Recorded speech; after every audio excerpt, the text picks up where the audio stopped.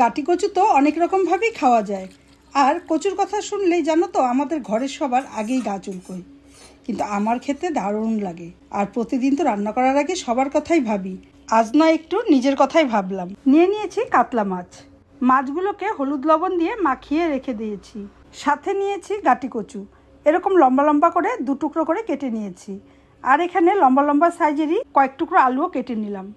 এবার কড়াইতে তেল গরম করে একে একে মাছগুলোকে ভেজে নেব। এখানে মাছগুলোকে লাল লাল করে ভেজে নেব।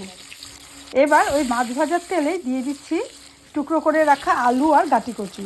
এবারে হলুদ লবণ দিয়ে এগুলোকে ভালো করে একটু ভেজে নেব। আর এদিকে মশলার জন্য নিয়ে নিচ্ছি জিরে গুঁড়ো, লঙ্কার গুঁড়ো, কাঁচা লঙ্কা আর কিছুটা রসুন। সামান্য জল দিয়ে একটি মিহি পেস্ট তৈরি করে নেব। এদিকে দেখো মশলা করতে করতে আলু ও গাটি কচু ভাজা হয়ে গেছে। একদম লাল লাল করে ভেজে নিচ্ছি যাতে কচুগুলো এখানে অনেকটাই সেদ্ধ হয়ে যায় আর গলাতেও যেন না ধরে। এখন ওই তেলের মধ্যেই শুকনো লঙ্কা জিরে ফোড়ন দিয়ে দিচ্ছি সেই পেস্ট করে রাখা মশলাগুলো। দিচ্ছি সামান্য হলুদ আর পরিমাণ মতন লবণ, সামান্য জল। এবার মশলাটাকে খুব ভালো মতন কষাতে হবে। আমি এদিকে কুচনো পেঁয়াজগুলো দিতে একদম ভুলে গিয়েছি, তাই মশলার মধ্যে সামান্য জল দিয়ে কুচনো পেঁয়াজগুলো দিয়ে দিলাম। এতেই পেঁয়াজগুলো ভাজা হয়ে যাবে। তোমরা কিন্তু ফোড়নেই পেঁয়াজগুলো দিয়ে দিও।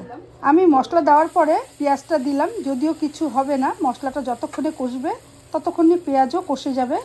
মশলার সাথে সাথেই অনেকটাই দেখো কষে আসছে।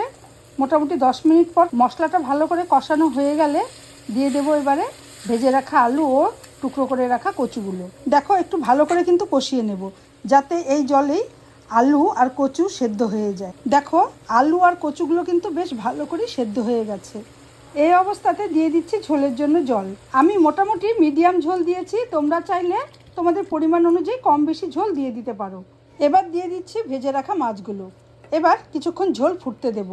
দেখো ঝোলও ফুটে এসেছে। একদম শেষ পর্যায়ে দিয়ে দিচ্ছি কুচানো ধনেপাতা। তোমরা চাইলে দিতে পারো, আবার নাও দিতে পারো, এটা একদমই অপশনাল। ধনেপাতা দিয়ে আমি আর জাল দেব না। এবারে গ্যাস অফ করে দেব। দেখো ঝোলের কালারটি কি অপূর্ব এসেছে। এবার নামিয়ে নিচ্ছি একদম গরম গরম আলু আর গাটি কচু দিয়ে কাতলা মাছের ঝোল। জানো তো খাবার সময় সবাই বলল ঝোল টেস্টি হয়েছে, কিন্তু কচু খাবো না। আর কি, কচু সব আমি খেয়ে নিলাম।